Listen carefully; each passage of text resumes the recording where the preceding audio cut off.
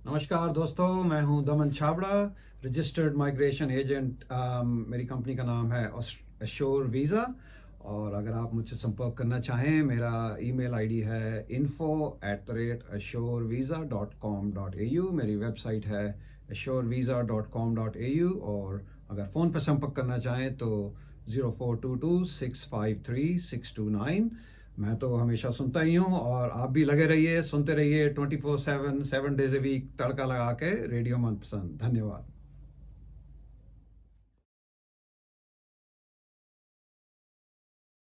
Topic या माहौल बदलते हैं और बात करते हैं जो आजकल का हॉट टॉपिक है वो है माइग्रेशन।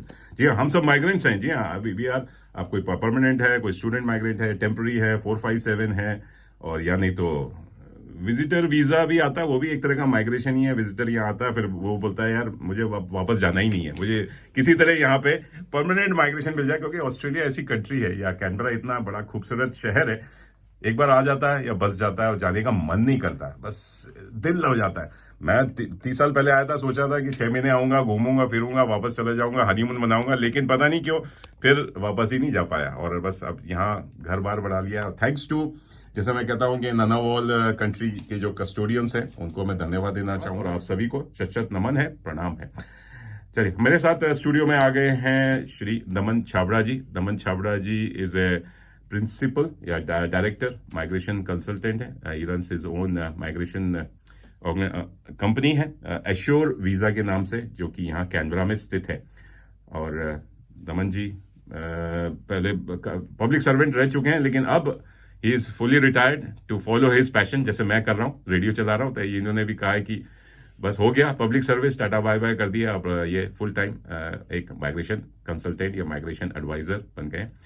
चलिए, उनका स्वागत करता हूं, अभिनंदन करता हूं, और आपका नमस्कार। वेलकम टू रेडियो मनपसंद एक बार फिर से। बेकाल से कितने साल हो गए दमन जी हमारे रेडियो मनपसंद पे आए थे और बड़ी अच्छी जानकारी दी थी, आज भी इसी जानकारी के साथ आए। दमन जी, आपका स्वागत है।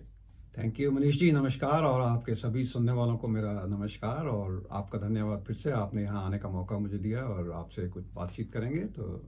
Absolutely absolutely, migration is such A hot topic. लेकिन आप अकेले क्यों हैं? आपकी बेटर हाफ जो लास्ट टाइम आई थी, मंजुला जी, आज मिसिंग है। हाँ जी, आज वो कुछ व्यस्त हैं, तो मैंने सोचा मैं आज अकेला आ जाता हूँ, बट फिर कभी। थैंक यू फॉर कमिंग, और बड़े अच्छा लग रहा कि आप आए और जानकारी देने के लिए। लेकिन आप इतने सालों बाद आए हैं, और हमारे लिसनर्स भी उतने बढ़ गए हैं और सुनने वाले बढ़ गए हैं, और अब तो 24/7 हो गया। जब आप आए थे तो हम कैनबरा में ही जी 91.1 एफएम पे करते थे। जी तो जी। आप हमारे लिसनर्स जो कि वर्ल्ड वाइड हैं, उनके बारे, आप अपने बारे में बताइए कि आप कहाँ से हैं और कब से ऑस्ट्रेलिया में हैं, और कब और क्यों ऑस्ट्रेलिया या कैनबरा आना हुआ। जी, ऐसा है मनीष जी, जब यहाँ आने से पहले मेरा जो करियर था, जो प्रोफेशन था, वो बहुत अलग था। मैं मर्चेंट नेवी में हुआ करता था, तो जो इंडिया में लोग हैं काफ़ी उनको फेमिलियर है ये करियर। जहाज़ों पे काम करता था।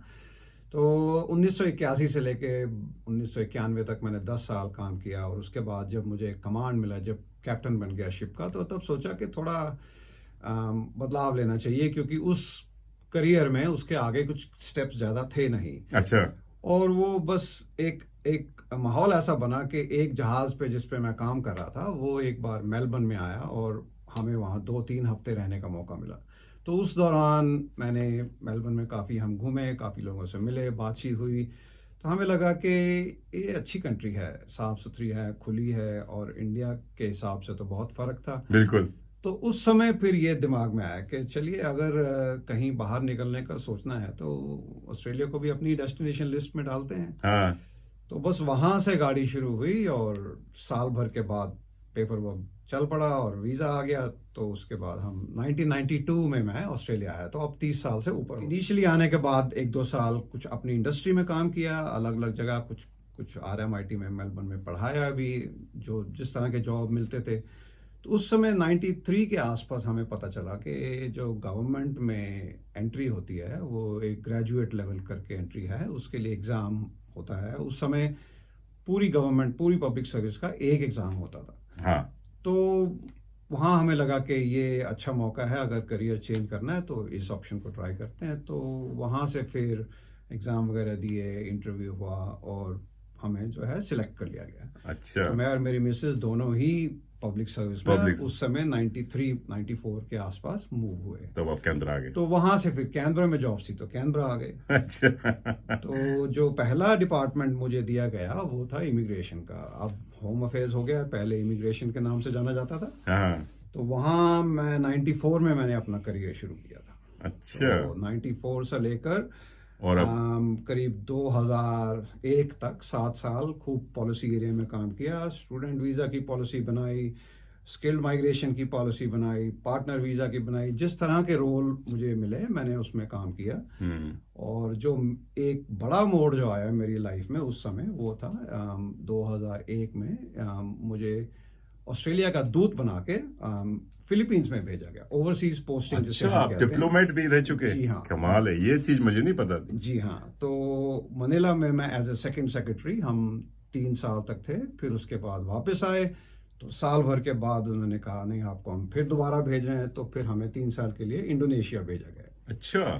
तो एज एन ऑस्ट्रेलियन डिप्लोमेट मैं 3 साल फिलीपींस और 3 साल जकार्ता में रह चुका हूँ।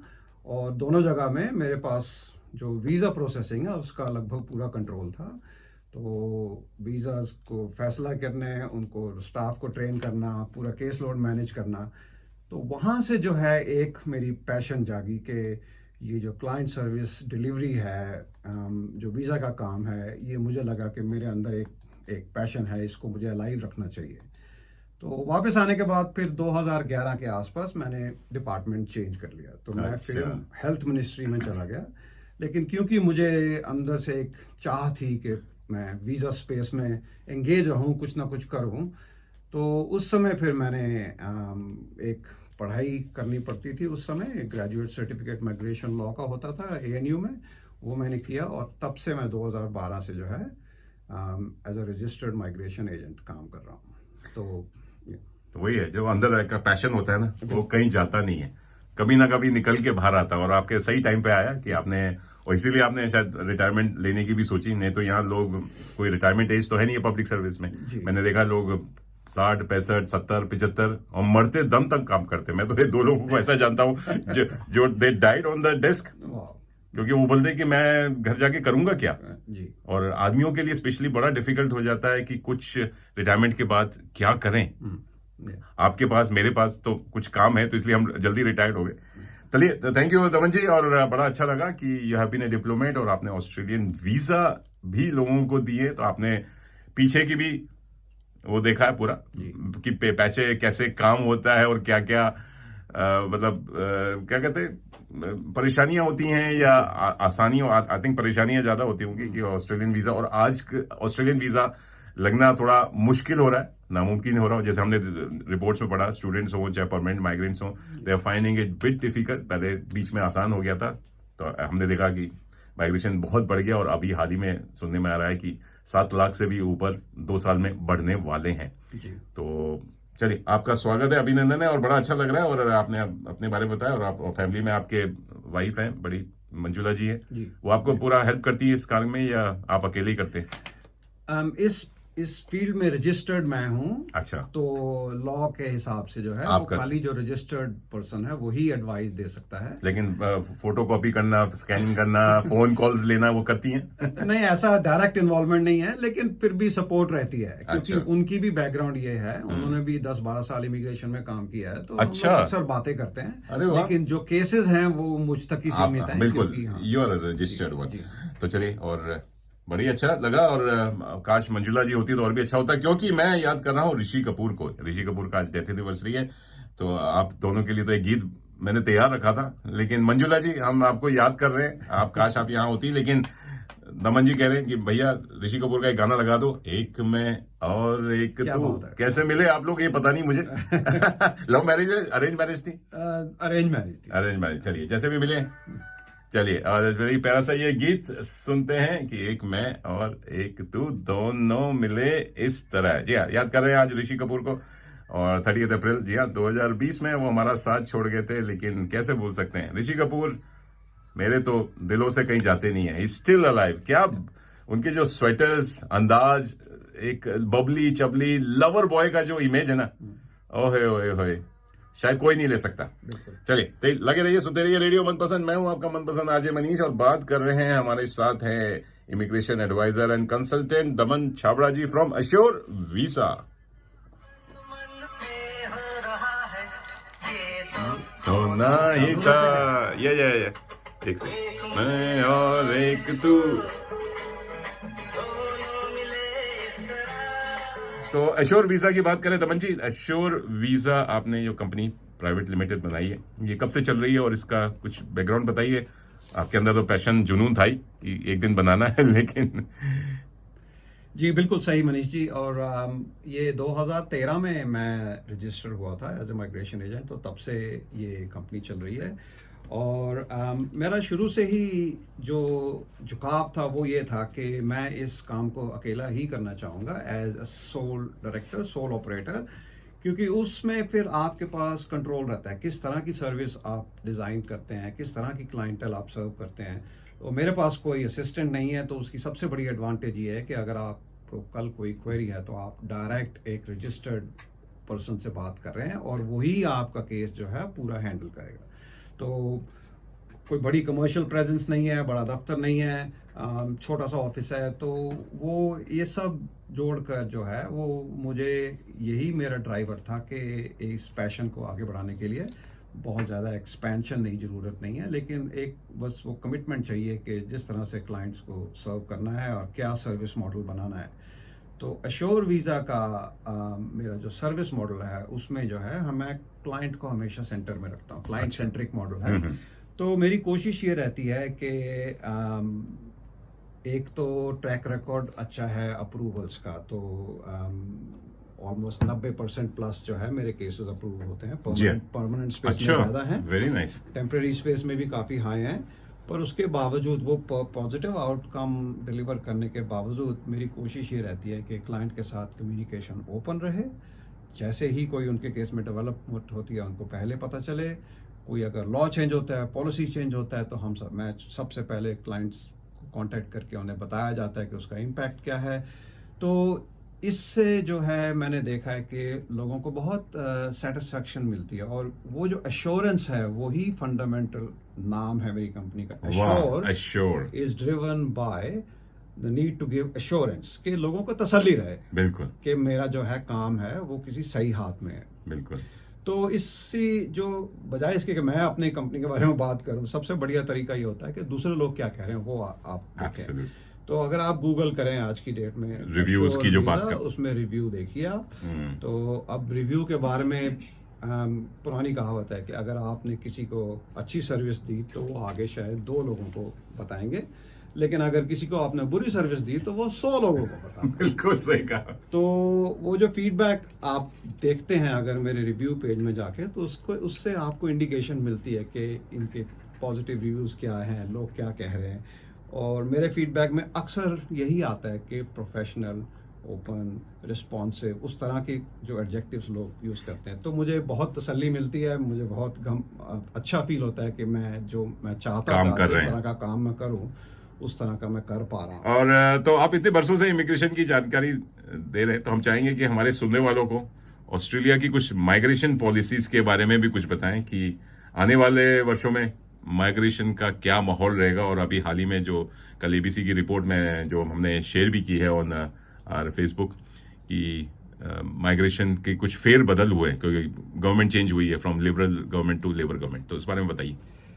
हाँ, काफ़ी इंटरेस्टिंग चेंजेस नज़र आ रहे हैं पिछले कुछ हफ्तों से। तो मेरी ये कोशिश रहती है कि जब हम माइग्रेशन के एनवायरनमेंट के बारे में बात करें, अभी क्या हो रहा है, आगे क्या हो रहा है, तो उसको जो है हम एक पॉपुलेशन के कॉन्टेक्स्ट में रखना बहुत ज़रूरी है, क्योंकि ये उतार चढ़ाव आते रहे हैं और आते रहेंगे, लेकिन जो मेन फोकस होना चाहिए वो कि हम जो हाई लेवल की पिक्चर देखें कि ऑस्ट्रेलिया में एक्चुअली हो क्या रहा है।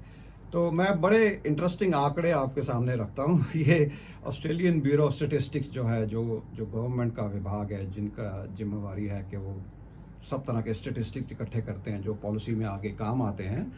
तो जो ABS है उसने एक फिगर्स जो रिलीज किए हैं, वो कहते हैं कि ऑस्ट्रेलिया में हर 1 मिनट 43 सेकेंड में एक बच्चा पैदा होता है। अच्छा, ठीक है। और हर 3 मिनट 10 सेकंड में एक डेथ होती है, ओह, और हर 44 सेकंड 44 सेकंड्स में एक नया बंदा एक नया इंडिविजुअल ऑस्ट्रेलिया आता है। अच्छा। और हर 55 सेकंड में इसका सब जोड़ मिला के उन्होंने कहा है कि हर 55 सेकंड में एक एडिशन होती है ऑस्ट्रेलिया में। बच्चे पैदा हो रहे हैं, लोग मर रहे हैं, और लोग आ भी रहे हैं और लोग जा भी रहे हैं। तो सबको निचोड़ के हर 55 सेकंड में ऑस्ट्रेलिया की पॉपुलेशन 1 से बढ़ रही है। क्या बात है। तो अगर हम उसको एक साल पे एक्सट्रैपोलेट करें तो वो करीब रफली 5,70,000 लोग, 570,000। तो ऑस्ट्रेलिया की वर्कफोर्स के हिसाब से अगर इसको देखें, अब जो ये कह रहे हैं कि हर 1 मिनट 43 सेकंड में एक बर्थ होता है, तो वो बर्थ तो अभी वर्कफोर्स में तो आने से रहा। बिल्कुल। तो यही 5,70,000 में 3 लाख तो यही हैं। अच्छा। तो 26 मिलियन की पॉपुलेशन, 2.6 करोड़ की पॉपुलेशन में अगर आपकी जो वर्किंग एज, जो वर्किंग ग्रुप है, वो करीब 2 लाख से बढ़ रहा है हर साल, दैट इज नॉट कंसिडर्ड कि बहुत है, क्योंकि ये ग्रोथ कम है। बिल्कुल। अभी हमने इसमें ये नहीं देखा कि जो मरने वाले हैं वो उसमें कुछ यंग भी होंगे। So just talking at a general level. तो सब एक इशू तो ये है कि इनकी पॉपुलेशन के लिए नेचुरल रेट पे सस्टेनेबिलिटी पॉसिबल नहीं है, इनको माइग्रेशन चाहिए। तो मेरा मेन पॉइंट कहने का ये था कि बर्थ और डेथ के हिसाब से देखा जाए तो ऑस्ट्रेलिया की पॉपुलेशन रादर डिक्लाइन ही होगी आगे आने वाले सालों में। तो इनके लिए माइग्रेशन एक मेन सोर्स ऑफ वर्कफोर्स है। बिल्कुल। तो एक पॉइंट तो ये हो गया। अब हम देखें आगे के हिस्टोरिकली जो है अनएम्प्लॉयमेंट रेट कहाँ 5, 5.5, 6% हुआ करता था पिछले 4 साल पहले, और आज की डेट में वन ऑफ द लोएस्ट 3.5% है। तो बहुत ज़्यादा वर्क फोर्सेस की डिमांड है। बिल्कुल। तो वही जो आप 2 मिनट पहले बात कर रहे थे कि शॉर्टेजेस कहाँ हैं, तो अगे फिर हम जाते हैं गवर्नमेंट का जो डाटा है, नेशनल स्किल्स कमीशन करके एक बॉडी है, आप कोई भी गूगल कर सकते हैं, उनकी वेबसाइट पे सब इंफॉर्मेशन है। उन्होंने करीब 2026 तक आने वाले 3 साल में कितनी स्किल शॉर्टेज होने वाली है उसका जो है वो एक रिपोर्ट तैयार की है। तो उस रिपोर्ट में ये कहते हैं कि 116 ऑक्यूपेशन बताई जाती हैं उसमें, जो रिपोर्ट में, तो पूरी तो हम डिस्कस नहीं कर सकते, लेकिन एज ए समरी उसमें वो जो है हेल्थ केयर में सबसे ज्यादा शॉर्टेजेस है। अच्छा। अब हेल्थ केयर में सब कुछ आ जाता है, आप देखिए डॉक्टर हैं, नर्सेज हैं, टेक्नीशियंस हैं, हेल्थ टेक्नीशियंस हैं, उसके बाद एज केयर फैसिलिटीज में जो हेल्थ केयर प्रोवाइड करते हैं, डिसेबिलिटी केयर है, वो सब, ये सब सेक्टर्स, कम्युनिटी केयर है। राइट। तो हेल्थ केयर में जो है उनका अंदाजा है कि अगले 3 साल में करीब 300,000 शॉर्टेजेस होंगी। अच्छा, 3 लाख। तो यहाँ के बच्चे पढ़ना नहीं चाहते या लोग कोई एजिंग पॉपुलेशन है मनीष जी। अच्छा, हाँ, ये भी है। डिमांड हॉस्पिटल पे बढ़ती जा रही है। अब Absolutely. कोविड की वजह से हमने पीछे कितना कुछ सुना एज केयर हाउसेस के बारे में। बिल्कुल। तो ये सब चैलेंजेस जो है गवर्नमेंट फेस कर रही है। दूसरा जो ग्रुप है वो है प्रोफेशनल्स टेक्नीशियंस। तो प्रोफेशनल्स में हम एक तरह से शुरू करें तो मैनेजर्स हैं, प्रोजेक्ट मैनेजर्स ले लीजिए, IT वाले प्रोफेशनल ले लीजिए, और दूसरी तरफ जो है टेक्नीशियन जो है राइट अप टू इंजीनियर्स, उनके बीच में जितना ग्रुप है, ये सब लोगों की shortage, this is about 200K। तो ये भी एक काफी एक्यूट है। फिर तीसरी आती है एजुकेशन। एजुकेशन तो हम सदियों से सुनते चले आ रहे हैं कि टीचरों की शॉर्टेज है। प्राइमरी लीजिए, सेकेंडरी लीजिए, टर्शियरी लीजिए, उसके बाद चाइल्ड केयर सेक्टर है। तो आपके सुनने वालों को कुछ अंदाजा हो रहा होगा कि कितनी वाइड रेंजिंग जो है ऑक्यूपेशंस हैं जिसमें शॉर्टेजेस हैं। बिल्कुल। फिर अभी हमने चौथा नहीं देखा, accommodation and food, hospitality sector. अरे हाँ, अभी आप रेस्टोरेंट में चले जाइए या होटल्स हैं, मोटेल्स हैं, स्टाफ की शॉर्टेजेस हैं। अच्छा। अभी हम पीछे 2 हफ्ते पहले सिडनी में थे, तो हमने कहा चलो 3-4 दिन सिडनी रह के आते हैं। तो वहाँ जिस होटल में हम रुके वहाँ लिखा हुआ है कि रूम की सर्विस जो है वो हफ्ते में 1 बार हुआ करेगी। अच्छा। तो मतलब हर कोई फील कर रहा है शॉर्टेजेस को। एब्सोल्युटली। फिर उसके बाद सेक्टर है कंस्ट्रक्शन का। अब कंस्ट्रक्शन में तो बहुत रेंज की ऑक्यूपेशन आ जाती हैं, और ये आ जाती हैं ट्रेड लेवल पे। कारपेंटर्स हैं, वेल्डर्स हैं, इलेक्ट्रीशियंस हैं, फिटर्स हैं, ब्रिकलेयर्स हैं, सब तरह की शॉर्टेजेस है। और आप देखिए हर गवर्नमेंट जो आती है वो अपने नए इंफ्रास्ट्रक्चर प्रोजेक्ट अनाउंस करती है, कितने बिलियन का ये है, कितने बिलियन का वो है। तो इन सब से जो है मेरी एनालिसिस ये कहती है कि बहुत सी ऑक्यूपेशन है, 116 जैसे मैंने बताया, उसमें शॉर्टेजेस जो हैं वो आती रहेंगी। और ये शॉर्टेजेस जो हैं लो लेवल शॉर्टेजेस नहीं है, ये moderate to high level shortages, ठीक है। तो अब हम देखें कि एक तरफ शॉर्टेजेस हैं, दूसरी तरफ गवर्नमेंट क्या कर रही है। अब जो आपने बात की कि चेंज हो रहा है एनवायरनमेंट, तो ऑस्ट्रेलिया में जो माइग्रेशन होती है एक बड़े प्लान्ड तरीके से होती है। ये इनका जो माइग्रेशन का प्रोग्राम का सिस्टम है, इसकी OECD ने काफ़ी तारीफ की है, और ये पिछले कितने डिकेड से चला आ रहा है। बहुत ही स्ट्रक्चर्ड और फोकस्ड माइग्रेशन प्रोग्राम है। ये प्रोग्राम पिछले कुछ सालों से 160,000 के आसपास हुआ करता था। अच्छा।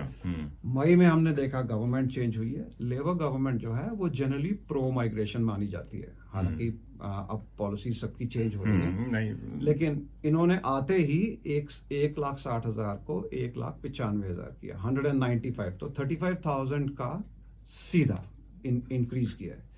तो अब जो मैं आपको बताने जा रहा हूँ उससे आपको आइडिया हो जाएगा कि कितना स्किल्ड पे फोकस है।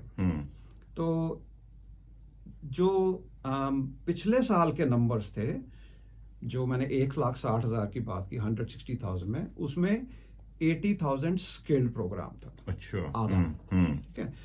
अब जो हो गया 195, उसमें 142 स्किल्ड है। अच्छा। तो अगर उन्होंने 35,000 बढ़ाए तो 17,000 नहीं बढ़ाया स्किल्ड को बढ़ा दिया 60,000। So we are looking at more than 63-64% जो टोटल इनटेक है वो है स्किल इनटेक। ओह अच्छा।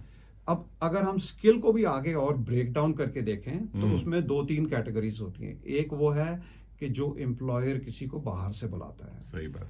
एक रेस्टोरेंट है जिसको शेफ चाहिए, लोकली नहीं मिलता है, स्पॉन्सर्ड वीजा, जो पहले 457 हुआ करते थे, अब उसको हम 482 कहते हैं। अच्छा, 482, 482 नंबर है। अच्छा। तो उस तरह की जो वीजाज हैं वो पिछले साल 22,000 थे, इस साल 35,000 है, तो बढ़ाए गए हैं थोड़े। लेकिन जो इंडिपेंडेंट है, जो खुद के बल पे यहाँ आ सकते हैं, अपनी skill, age, English qualification, work experience, उन सबके बेसिस पे जो आते हैं, उनको बढ़ाया गया है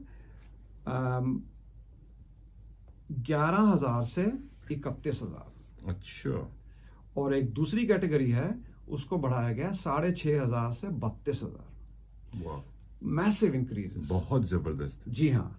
तो अब हम अगर देखें कि इसमें 2 प्रोग्राम कॉमनली गिने जाते हैं, और आपके कई सुनने वालों को जानकारी होगी, क्योंकि आप लोग जब रिसर्च करते हैं तो ये वीजा कैटेगरी, वीजा नंबर काफी लोगों को पता होता है। तो एक वीजा नंबर है 189, जिसे हम डायरेक्ट स्किल्ड वीजा मानते हैं। 189। अब 189 पिछले वर्ष था 6,500, अब हो गया है 32,000, 5 गुना बढ़ा दिया गया। अच्छा। लगभग। और जो एक दूसरा वीजा है वो, उसके लिए आपको ऑस्ट्रेलिया की किसी स्टेट और टेरिटरी की मदद चाहिए होती है। कि अगर गवर्नमेंट कहती है कि आपकी स्टेट में अगर कोई शॉर्टेज है तो आप किसी को नॉमिनेट कीजिए, तो आपको हम उसके लिए अलग से कोटा देते हैं। Absolutely. तो वो कोटा जो है वो 11,000 से 31,000 बढ़ाया गया। अच्छा। जैसे हमने ACT में अभी हाल ही में 5-6 साल में बहुत ज्यादा माइग्रेशन देखा, और लोग यही कहते थे कि सडनली कैनबरा में इतने लोग आ कहां से गए। जी हाँ, जी हाँ। तो अब उसके बाद जो है सवाल ये उठता है कि क्या मैं क्वालिफाई कर सकता हूँ या कर सकती हूँ। बिल्कुल। तो हमारा सिस्टम जो है वो बहुत ही सीधा सिस्टम है। इट्स जिसे हम कहते हैं वेरी सब्जेक्टिव क्राइटेरिया। आपके पास एक पॉइंट्स टेबल है, और आपको एज के इतने पॉइंट मिलते हैं, इंग्लिश के इतने पॉइंट मिलते हैं, डिग्री के इतने पॉइंट हैं, वर्क एक्सपीरियंस के इतने पॉइंट हैं। जी हाँ। तो मिसाल के तौर पे अगर आपकी उम्र है 25 से 33 साल, तो आपको 30 पॉइंट मिल जाते हैं। जी हाँ। ठीक है। क्वालिफाइंग पॉइंट जो है मिनिमम वो है 65, तो आधे तो आपको उम्र के हिसाब से मिल जाते हैं। Absolutely.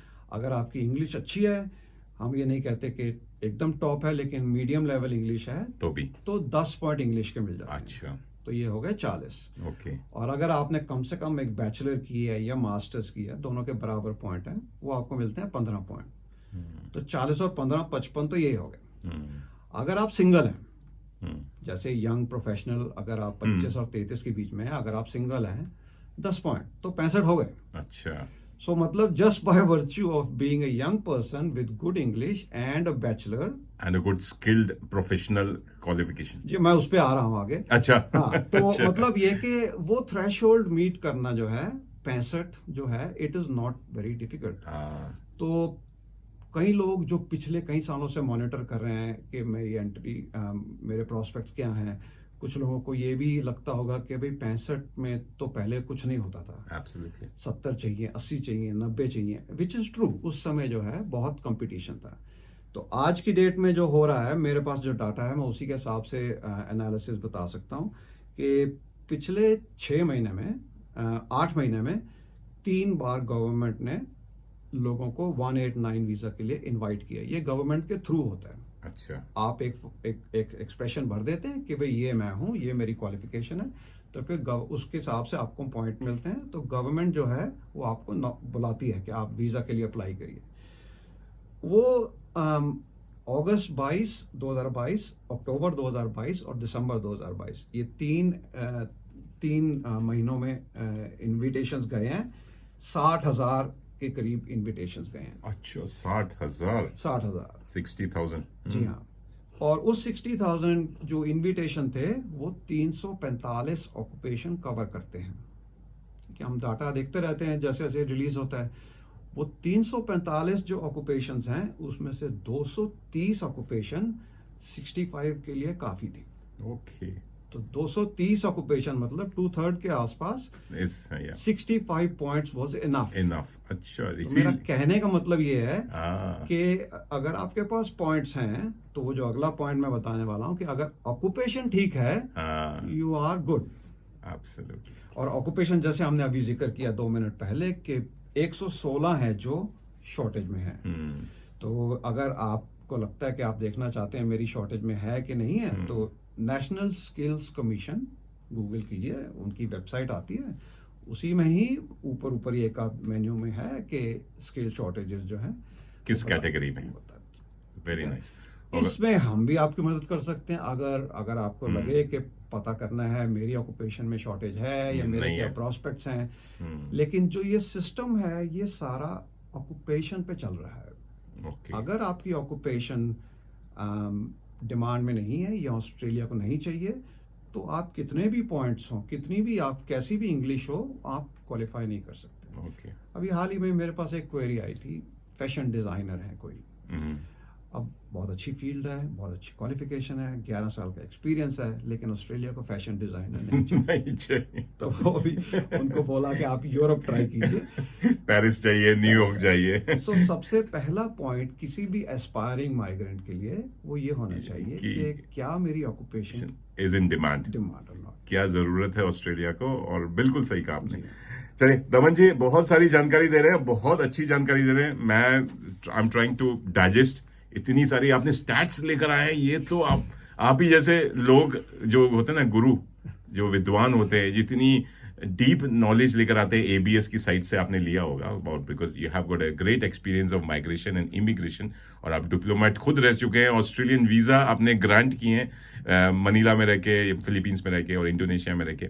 चलिए, और बहुत सारी बातें, लेकिन छोटा सा ब्रेक लेते हैं। आई थिंक सब लोग इंतजार कर रहे हैं कि ऋषि कपूर को हम बोले नहीं है सर। ऋषि कपूर के दमन जी भी बहुत बड़े फैन है मेरे, इन्होंने बताया, और ये खुद दमन जी गाना भी गाते हैं, और इन्होंने कई सारे गाने मैंने इनके सुने हुए हैं कई सोशल फंक्शंस में, कम्युनिटी फंक्शंस में।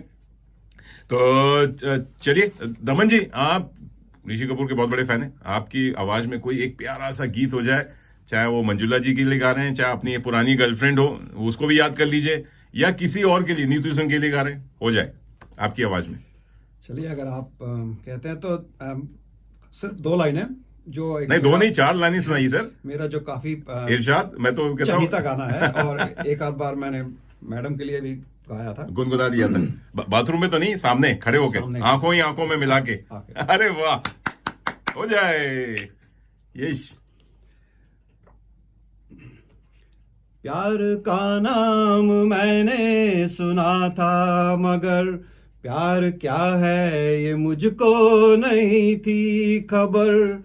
प्यार का नाम मैंने सुना था, मगर प्यार क्या है ये मुझको नहीं थी खबर। मैं तो उलझा रहा उलझनों की तरह, दोस्तों मेरा दुश्मनों की तरह। वाह, मैं दुश्मन दुश्मन तो तो नहीं, नहीं। अरे वाह, मगर ऐ हंसी, जब से देखा मैंने तुझको, मुझको दोस्ती आ गई। हाय हाय, मैं शायर तो तो नहीं। नहीं। क्या बात है, 3 cheers Thank you, thank for you. दमन जी। वाह, क्या आवाज है आपकी, और आप शैलेंद्र सिंह को भी टक्कर दे रहे हैं। चलिए प्यारा सा गीत सुनते जी। दोस्तों आप सुन रहे हैं रेडियो मनपसंद 24 घंटे 7 दिन। अब आपके हाथ में, आपके साथ में मैं हूं, आपका मनपसंद आरजे मनीष, और बातें हो रही हैं इमिग्रेशन की, माइग्रेशन की, bye Daman Chhabra ji from assure visa. Canberra में स्थित है, इनकी ये बिजनेस सर्विस प्रोवाइडर है। और भी बातें हैं, लेकिन याद आ गए ऋषि कपूर एंड डिम्पल कपाड़िया फ्रॉम बॉम्बे।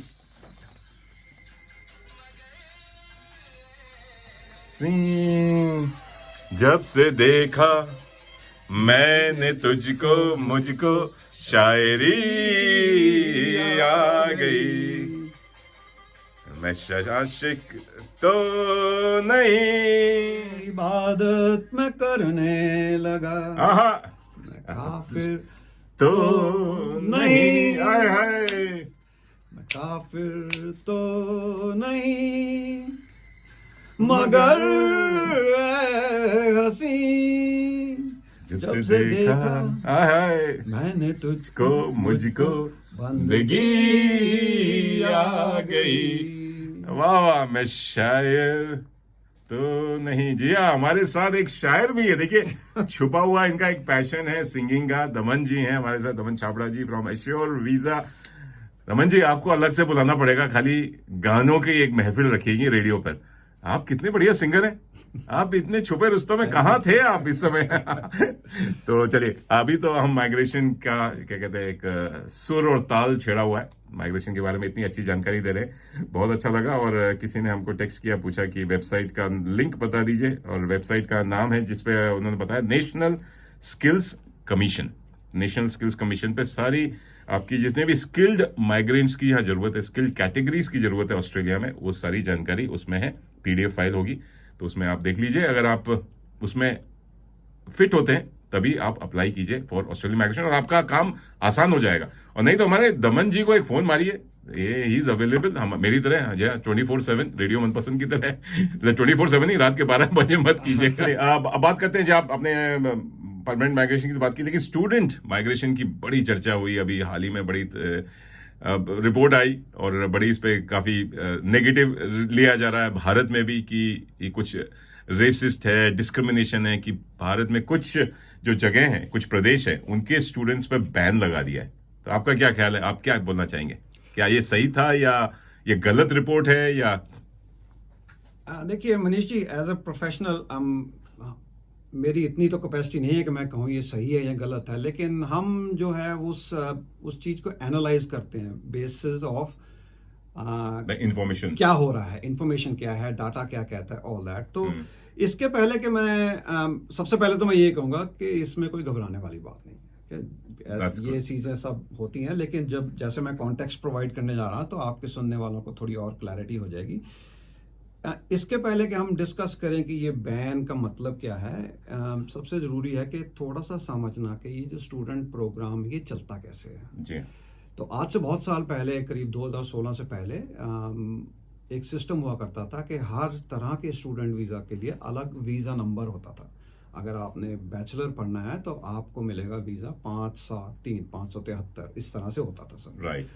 1 जुलाई 2016 को ये सिस्टम चेंज किया गया, उसे बोला गया simplified student visa framework, SSVF। Okay. तो उसके तहत क्या है कि गवर्नमेंट ने जो रिस्क था स्टूडेंट्स की नॉन कंप्लायंस कह लीजिए, या जो खराब स्टूडेंट्स का, वो खुद से हटा के यूनिवर्सिटी और एजुकेशन सेक्टर पे ट्रांसफर किया है कुछ। ओके, अच्छा। तो इसका सिंप्लीफाइड लैंग्वेज में मतलब ये है कि जो डिपार्टमेंट है, जो गवर्नमेंट है, वो मॉनिटर करती है कि जो स्टूडेंट यहाँ आया उसका अगर वीज़ा कैंसिल हुआ तो एक बैड पॉइंट है, या उसने अगर आकर किसी असाइलम या प्रोटेक्शन के लिए अप्लाई किया तो वो अलग बैड रेटिंग है, या फिर जो जिसने बाहर से अप्लाई किया आया नहीं लेकिन रिफ्यूज हो गया on the basis of fraud, उसका अलग से वेटेज है। राइट। यहाँ रिफ्यूज हो गया for any other reason, fraud ना हो वैसे रिफ्यूज हो गया, उसके अलग से। ये 4 जो है मेन कैटेगरीज हैं, इनको सबको वेटेज किया जाता है। जी हाँ। तो उस जैसे ही आप एनरोल करते हैं, जिसने अगर किसी ने एनरोल किया है स्टूडेंट ने, उनको एक मिलता है COE, कंफर्मेशन ऑफ एनरोलमेंट। उसमें नाम होता है किस यूनिवर्सिटी के पास आप पढ़ने जा रहे हैं या किस स्टेफ कॉलेज में जा रहे हैं। तो ये सब डाटा जो है गवर्नमेंट 2016 से यूज कर रही है, और वो उस प्रोवाइडर की हिस्ट्री क्या है इन 4 वेटिंग के हिसाब से उनको फिर वो ऊपर नीचे रैंक करती है। अच्छा। तो जो कॉलेज है जिसको बच्चे अप्लाई करते हैं और उनको फ्रॉड की वजह से रिफ्यूज किया जाता है, या जी। जो आ जाते हैं जिनके वीजा कैंसिल होते हैं, उनको नीचे टियर में रखा जाता है। तो उनको अगर मिलेगी रेटिंग 3, जो अच्छी यूनिवर्सिटी है उसको मिलेगी रेटिंग 1। तो अब हो क्या रहा है, अगर हम पॉलिटिक्स में देखें क्या हुआ, बहुत इंटरेस्टिंग डेवलपमेंट थी ये। जिस समय कोविड आया और गवर्नमेंट ने बोला कि हम सबको जॉब कीपर देंगे, जॉब सीकर नहीं, पुरानी वाली जॉब कीपर, जी। कि आपकी जॉब सुरक्षित रहे। बिल्कुल। उस समय इन्होंने कह दिया कि स्टूडेंट्स को नहीं देंगे। अच्छा, हाँ। आपको अगर अगर आप जी। सुरक्षित रहना चाहते हैं और घर जाना चाहते हैं तो घर चले घर चले जाइए, यहाँ मत रहिए। मैसेज एक ये दिया कि हमें आपकी परवाह नहीं है, ठीक है। उसके बाद हम 1.5-2 साल आगे आए, जब नवंबर में बॉर्डर खुले, तब भी कोविड था, और जिस किसी को कोविड होता था उसको बोला जाता था 5 दिन के लिए घर रहिए या 7 दिन के लिए घर रहिए। उस समय जो है वो इतनी शॉर्टेजेस हुई स्किल्स की, क्योंकि जिसको कोविड हो जाता था वो घर रहता था। बिल्कुल। तो गवर्नमेंट के ऊपर दबाव डाला गया, यहाँ बिजनेस लॉबी ग्रुप्स ने बोला कि भाई हमें बहुत शॉर्टेज हो रही है। तो एलेक्स हॉक जो मिनिस्टर थे उस समय, और इस बात का जिक्र इस आर्टिकल में भी थोड़ा सा किया गया है, कि उन्होंने कहा ठीक है, आपको जो है मैं अनलिमिटेड वर्क राइट्स देते हैं हम। तो 20 घंटे पर वीक या 40 घंटे फोर्टनाइट से हटाकर उनको अनलिमिटेड वर्क राइट्स दे दिए गए। अच्छा।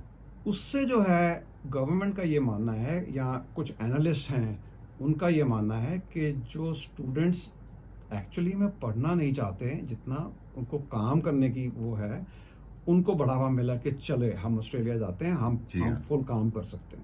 ओके। तो वो जिस तरह से डिमांड सप्लाई की इक्वेशन चलती है, वो जब जैसे डिमांड बढ़ी है, पीछे से एक इंडस्ट्री ने उसकी जगह ले ली है, जिसको अगर आप क्वालिफाई नहीं करते हैं, आपके हम कागज बनवा देंगे। बिल्कुल। तो ये जो फिनोमिना है, ये कुछ स्टेट्स में गवर्नमेंट ने ज्यादा एक्टिव पाया है। ओके। तो अब इस आर्टिकल में भी मैं अगर आपके सुनने वालों को पॉइंट करूं कि 2-3 जगह जो उन्होंने लिखा है, तो एक तो ये कह रहे हैं कि it would be temporarily suspended, तो मतलब ये टेम्परेरी है। अच्छा। ठीक है। दूसरी जगह वो कह रहे हैं कि मैं लैंग्वेज पढ़ के बताता हूँ, are putting in place bans on Indian students from specific states to preempt greater restrictions being imposed by the department of home affair. ये जो रिस्ट्रिक्शन है जिसकी मैं अभी बात कर जी हाँ, जी हाँ, कि अगर आप यूनिवर्सिटी कुछ नहीं करती है तो वो 1 से 2, 2 से 3 पे आ जाएगी, क्योंकि फ्रॉड हो रहा है। तो एक कुछ हद तक ये रियलिटी है। और आपके इस आर्टिकल में भी एक 20 साल के तजुर्बेकार ऑपरेटर हैं जिन्होंने कमेंट्स दिया है कि इस बात में कोई झूठ नहीं है कि फ्रॉड हो रहा है। ओके। तो इन सब चीज़ों को हम अगर जोड़ के देखें तो इसका मतलब ये निकलता है कि जो यूनिवर्सिटीज़ हैं वो अर्ली एक्शन ले रही हैं, ताकि गवर्नमेंट उनको बहुत नीचे ना लाए और बैन न करें। जी। और अगर उनकी रेटिंग 3 जाती है तो वो उनकी एनरोलमेंट पे फर्क पड़ता है, उनकी रेपुटेशन पे फर्क पड़ता है। बट यूनिवर्सिटीज ने अभी हाल ही में निकाला है, मीडिया में गए कि बोला कि हमने ऐसा कुछ नहीं किया था। तो ये यूनिवर्सिटी का कहना है, ये तो बोले गवर्नमेंट ने हमारे या गवर्नमेंट ने या जो रिपोर्ट लिखने वाले हैं वो शायद उन्होंने इन यूनिवर्सिटीज 4 यूनिवर्सिटीज को जो उन्होंने हाईलाइट की हैं वो उस पे उंगली उठाई है कि यूनिवर्सिटीज ऐसा कर रही हैं, लेकिन ये पता नहीं क्या गोलमाल है, ये तो पता नहीं। चलिए इस बारे में और भी बातें होंगी जी। हमारे पास थोड़ी टाइम की थोड़ी पाबंदी है, थोड़ा सा समय कम है, और इंफॉर्मेशन बहुत सारी है दमन जी के पास, और मैं देख रहा हूँ उनके साथ बड़े सारे नोट्स लेकर आए हैं, और इनके and he is full of knowledge. तो यहाँ रेडियो पे सारी बातें नहीं कर सकते, और जो हमारे पास प्रश्न आ रहे हैं तो हम उस पर भी नहीं बात कर सकते, क्योंकि सबके अपने अपने पर्सनल, क्योंकि हम जनरल इन्फॉर्मेशन दे रहे हैं, एंड यो इन्फॉर्मेशन हम रेडियो पे दे रहे हैं। डिस्क्लेमर है कि please don't use it as a, जी बिल्कुल सही, हाँ बिल्कुल सही। तो यहाँ हर एक की पर्सनल सिचुएशन होती है, तो आप प्लीज दमन जी को डायरेक्टली फोन कीजिए, and is available on the phone via email, वो मैं जल्दी बताऊंगा। और चलिए एक लेते हैं छोटा सा एक और म्यूजिकल ब्रेक, क्योंकि माइग्रेशन की बात कर रहे हैं तो इसमें बड़ा सारा पैसा भी लगता है, डॉलर लगता है, इतना आसान नहीं होता है कि माइग्रेशन हो जाए। तो ऋषि कपूर का ही एक मूवी का गाना है, जी हाँ, पैसा ये पैसा दो, पैसा ये पैसा तीन, पैसा लगता है, पैसा के बिना कोई काम नहीं होता। जी हाँ, कहते हैं कि क्या लेकर आए हैं और क्या लेके जाना है, नंगा ही तो आया, क्या घंटा लेके जाएगा, लेकिन फिर भी पैसे की तो जरूरत होती है, हर कार्य करने के लिए पैसा तो चाहिए। चलिए, ये ऋषि कपूर ने और लक्ष्मीकांत प्यारेलाल जी ने और साथ में किशोर कुमार जी ने बड़ा अच्छा गीत गुनगुनाया है। गाना तो पूरा नहीं सुन पाएंगे क्योंकि हम जैसे ना टाइम 12 बज चुके हैं, और संडे का, जी हाँ, हमारा दूसरे प्रोग्राम वाले भी आ गए। लेकिन जाते जाते दमन जी, आपका बहुत बहुत धन्यवाद तहे दिल से। आपने इतनी सारी जानकारी दी, बहुत अच्छी जानकारी दी, जो शायद किसी को भी नहीं पता होगी। माइग्रेशन के बारे में हम लोग सुनते रहते हैं, पढ़ते रहते हैं, लेकिन कोई ऑथेंटिक सोर्स से आए ना तो ज्यादा अच्छा लगता है। आपका तहे दिल से धन्यवाद आपके, और आशा करते हैं आपसे और भी लोग संपर्क करेंगे। कैसे जुड़ सकते हैं आपके साथ? जी मनीष जी, मैं भी चाहूँगा कि आपके प्रोग्राम के थ्रू और आपके थ्रू लोगों से संपर्क बढ़े, क्योंकि मेरी ये पैशन है कि जितनों को मैं हेल्प कर सकता हूँ मैं कोशिश करूँगा। तो एक तो तरीका ये है कि मेरी वेबसाइट जो है उसके ऊपर अगर आप जाएं assurevisa.com.au, तो एक फ्री असेसमेंट का एक ऑप्शन है। ये हमेशा से ही चल रहा है, अच्छा, लेकिन ये जनरली मैं रखता हूँ जो लोग इंडिया से बाहर हैं, तो उनको थोड़ा सा आइडिया पहले जानना जरूरी होता है कि मैं अगला स्टेप उठाऊं या नहीं उठाऊं। तो वो फॉर्म आप भर सकते हैं, उसमें एक सीवी अटैच कर सकते हैं, उसमें फ्री एडवाइस मैं आपको दे सकता हूं। जी। और इस प्रोग्राम के थ्रू खास मैं चाहूंगा कि कम से कम एक महीना, for the month of May जो है, वो मैं आपके सुनने वालों के लिए एक फ्री कंसल्टेशन। ओए, क्या बात है, क्या बात है, थैंक यू सो मच। तो उसका प्रोसेस ये है कि वो मैं वाया जूम दे सकता हूँ, आधे घंटे की कंसल्टेशन है। तो मुझे ईमेल कर दें और मैं फिर आपके साथ कनेक्ट करके, और we can work out a time. Very good. लेकिन उसका, क्योंकि मुझे बहुत ईमेल आती हैं, तो बताना मुश्किल है कि कौन किस सोर्स से आ रहा है। एब्सोल्युटली। तो अगर आपके सुनने वाले उस ईमेल में मेंशन कर दें कि मैं रेडियो मनपसंद का प्रोग्राम सुन के, और मुझे I am requesting a free zoom consultation, तो मुझे फिर आइडिया हो जाता है कि ये जो है ये इस चैनल से आए हैं। तो would be happy to do that. और जैसे मैंने बताया, कई बार जो है कुछ बेसिक स्टेप्स की क्लैरिफिकेशन से काफी काम आसान हो जाता है। तो वुड हैप्पी टू हेल्प। और हमारा फेसबुक पेज है, मैं उतना एक्टिव नहीं हूं, लेकिन आपको देख के अभी मुझे भी थोड़ी वो हो रही है कि मुझे सोशल मीडिया पे जाना, एक्टिव रहना चाहिए। तो आप जाइए मेरे Facebook page, assure visa Facebook page पे लाइक कीजिए, और आप डायरेक्टली फॉलो कीजिए, सब्सक्राइब कीजिए, साथ कांटेक्ट कर सकते हैं, और रेडियो मनपसंद के थ्रू भी मुझसे कांटेक्ट कर सकते हैं। बिल्कुल। Thank you Daman ji, thank you so much. आपका तहे दिल से धन्यवाद है। और चलिए आगे भी आशा करते हैं कि श्रोताओं को ये कार्यक्रम पसंद आया होगा, ये जानकारी, ये इंटरव्यू पसंद आया होगा।